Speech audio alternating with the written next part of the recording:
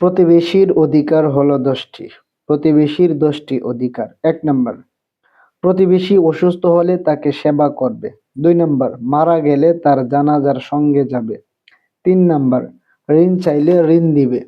4 number, বস্ত্রের অভাব হলে তাকে বস্ত্র দেবে। 5 নাম্বার, সে মঙ্গল কিছু প্রাপ্ত হলে তাকে ধন্যবাদ জানাবে। 6 নাম্বার, আক্রান্ত হলে সমবেদনা জানাবে। 7 নাম্বার, নিজের বাড়ির দেয়াল এত উঁচু করবে না যাতে তার বাড়িতে বাতাস পৌঁছতে কষ্ট হয়। 8 নাম্বার, তরকারি দিয়ে সাহায্য করতে না পারলেও গ্রাম দিয়ে কষ্ট দেবে না।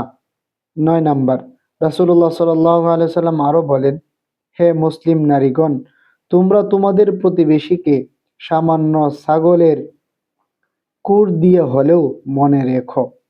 10 নাম্বার, তিনি আরো বলেন, হে আবু যর, যখন ঝোল পাকাও তখন তাতে পানি বেশি করে দেবে এবং তা প্রতিবেশীদের মধ্যে বিলাবে।